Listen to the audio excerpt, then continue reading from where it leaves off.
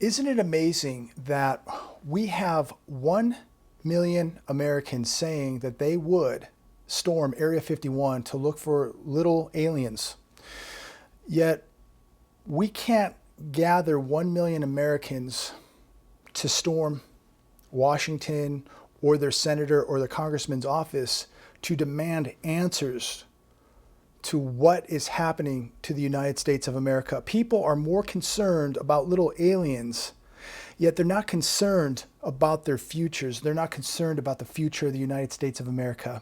This is where we are at as a nation today here in America. More people concerned about aliens than they are concerned about the future of their country.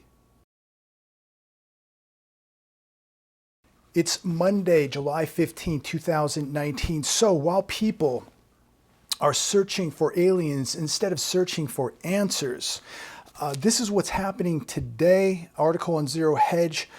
Questions. We've got some questions about what's happening to the real estate market in America.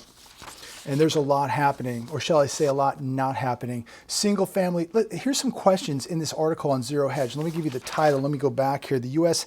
Housing Bust in 20 charts. I'm going to paraphrase through this. I'm not going to go through all 20 of these charts, but I'm going to go through a little bit of this for you. Ask yourself these questions. Single family starts and permits are rolling over despite lower mortgage rates and low unemployment. Why is that? Why is that? Existing family home sales and new single family home sales are not rebounding despite very low mortgage rates and very low unemployment. Lower rates and low unemployment are not doing much to boost consumer plans to buy a house. Again, why is this? We should see record-breaking numbers in the housing market here in America. Residential investment is shrinking despite low mortgage rates and low unemployment. Again, what is going on here? Home price appreciation is trending down. We're seeing prices coming down, sales coming down, listings going up, days on market going up. 30% of the population have a subprime credit score, so they will not be buying a home for sure. Since the 2006 peak of home ownership, the number of households renting has increased roughly by 10 million. This is just another sign that these markets, especially the real estate market, is not as healthy as people have been telling you. Fewer people plan to buy a home in the next 12 months. Manhattan home prices are falling at the fastest rate since the financial crisis. These are all red flags. This is just a reflection of this economy. And this is just something that they cannot hide or cover up. They cannot manipulate these numbers because either people are buying homes or they are not. What they're doing is they're renting. Just like we're seeing more people leasing cars, which is just another name. It's a high-end rental. People can't afford these cars, so they're leasing cars for the most part. So, leasing is fleecing, and people would rather be fleeced to drive a car with a certain emblem on it or to drive something a little bit nicer that they really can't afford because they just can't adapt to what they can afford. They have to live beyond their means, and this is why so many people get into trouble. This is why so many people, can't afford to buy assets because they're driving cars they can't afford. They're living in properties they can't afford. They're renting properties they can't afford. But it's getting more and more expensive to be a homeowner. It's getting more expensive to rent. Yet so many people are living beyond their means, and they're going to pay a serious price for doing so. So if I can give any advice today, live at your means or a little bit below your means and be able to put some money away so that you can acquire some assets because, at some point when this economy slows down even more, these people are going to be in panic mode. Most of these people are living paycheck to paycheck. There's another very good article today on Zero Hedge. It's titled, "It's Been a Great Recession for a Few." I'm going to kind of paraphrase through this article for you. And it's basically telling us that we never came out of the recession of 2008, that it's been extended. And most people are unaware of that because of all this manipulation, rigging, cooking of the books. Most people believe that we are in good times when we never got out of the bad times. The expansion has been anemic. The expansion has cost far more than any expansion because we have piled up 10 times the national debt over any amount we accumulated during previous expansions. It's easy to say, let the good times roll when you're buying the good times on a company credit card. Isn't that the truth? It makes so much sense.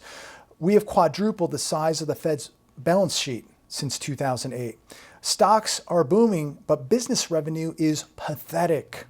Growth in corporate development has been worse. We've quadrupled the size of the Fed's balance sheet since the last crash of 2008. Stocks are booming, but business revenue is pathetic.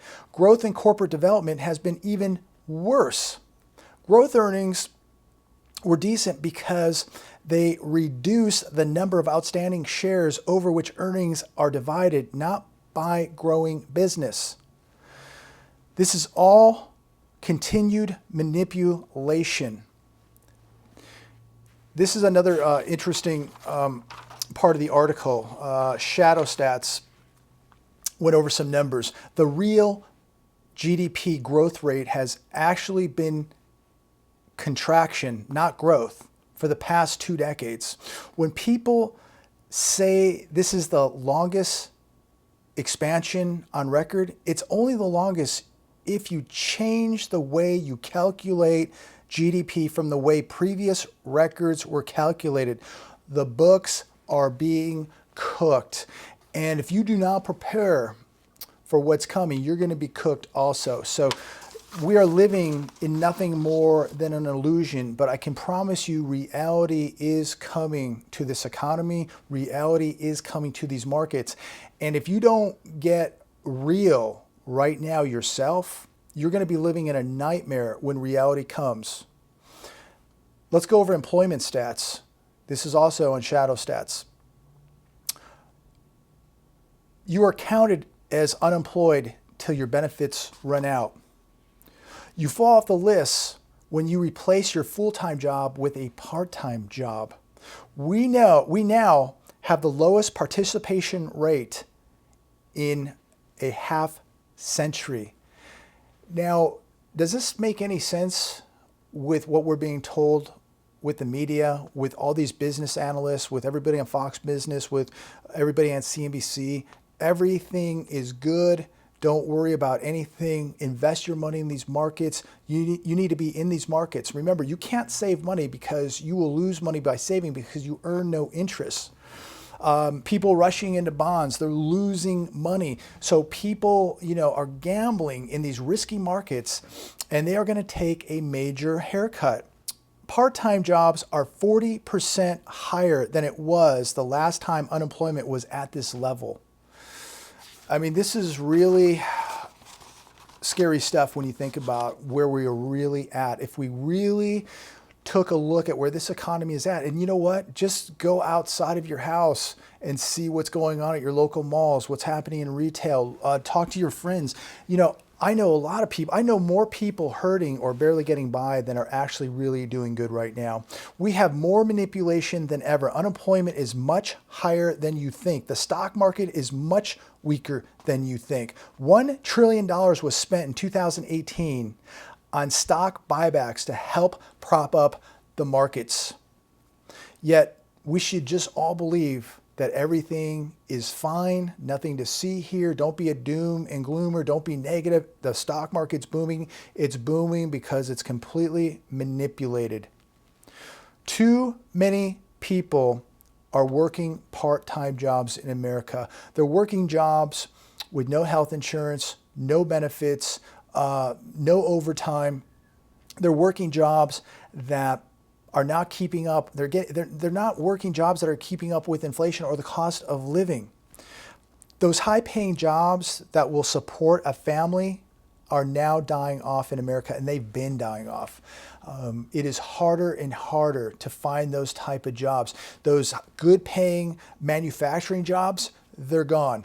They're over in China. They're over in Mexico. They're in Vietnam. They're in South Korea. Really ask yourself, what does America produce other than debt? What does America make? It seems to me America makes a lot of debt, and it's going to make a lot more debt, and it's really going to be the cause for a major collapse in America. It will be the debt. This is going to be the enemy of America. It will be the debt. I believe if most people just took a drive around their city, their county, as we see corporate debt, county debt, government debt, corporate debt, household debt skyrocketing, there's no doubt. Take a look at your infrastructure. Take a look at your cities. Take a look at your schools. Take a look at your airports. Take a look at the amount of homeless that are now living in your cities. There is no doubt in my mind that America is becoming a third world country. And I know people out there are going to criticize that and laugh and ridicule what I say, but I can take a drive right here in Riverside County, one of the biggest counties in the United States of America. I can drive over to Los Angeles in less than 2 hours, which I have done multiple times. And I can tell you, if things are bad here, they're bad everywhere. The homeless crisis is no joke. Yet, we're spending millions upon millions of dollars to take care of people that aren't even from this country. Take a real good look at your economy. Go to your mall. Go to your shopping plazas. Drive down through your neighborhoods and see the 5 cars parked in the driveway because there's multiple families living in those houses. Is the economy really doing that well? And ask yourself this, what's going to happen when this recession officially hits America, if these are the good times? What do you think is in store for you? What do you think is in store for this country? I just cannot be more direct than I am, but we are going to see serious events unfold here in America because of the massive debt. There is not enough money to pay this debt off. And as many people who think everything is okay because the cars are driving down the street, the lights are on, the restaurants are open, you are going to be sadly mistaken one day when you wake up and you see an economic crisis taking place here in America because you thought it could never happen here in America based on what? Because it's America? America's immune to a financial crisis. America is immune to a dollar collapse. America is immune to an EMP, a grid attack. With the amount of people that are in this country right now, if you think that thing in New York is nothing, which, listen, let's go back to New York for a second. The event that unfolded in New York with the power down, listen, we don't know what caused it. Might have just been purely an accident. Maybe it was more, maybe it wasn't. And people just think, oh, JB, you're just jumping the gun. It was just, it's just a transformer down. Okay, great. Whether that transformer went down by accident or by another cause, what happens when power is not restored in 5 hours? What happens when it's 24 hours, 48 hours, 72 hours, a week? It doesn't matter at this point what caused it. What matters is it is another wake-up call of why you should be prepared to deal with an emergency. I live in one of the biggest fault zones in the world. How could you not be prepared living on one of the biggest fault zones in the world? How could you not be prepared knowing that grids, knowing that transformers go down, whether accidentally or on purpose? Why would you not be prepared? So it doesn't matter what caused it at this point. What matters is, are you prepared when it goes down for a longer period of time? Now, talking about all the people in this country that we have no idea where they're from and how fragile the grid is and how accessible these transformers are. They're all over here in the desert. You can just drive right up to them and hop over the fence. and you could shut the entire power down in Palm Springs very, very easily. Now, I'm not recommending anybody do that, but if you're a bad person with bad intentions, you don't need much of an IQ or an education to do it. You can easily shut down city power quite easily. And even large urban cities, they're not protected. These systems are fragile, and when they go down, they're not going to come back in 5 hours. So this is why I believe it's so important to remind everybody to make sure you have food, make sure you have water, make sure you have security, because next time it might not be 5 hours. It might be days. It might be a week. And when it's hot, 117 degrees here today, okay? 117 degrees here today. What would I do if I had no preparation? We have an earthquake. It's 117 degrees. The water's not coming on. I can't get the air conditioning on. If you're not prepared in an environment like this, you're going to be in big, big trouble. And when you're in urban cities that are very hot and they retain a lot of heat, people are very close together. People are irritated. There's lots of traffic and they can't get out.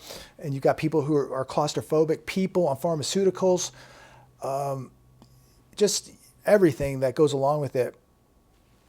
People just believe that everybody's going to hold hands and sing songs and wait for the power to come on in a few days. I live in the real world, and you live in the real world, and that's why you need to be prepared for the real world. God bless every one of you. Thanks for watching.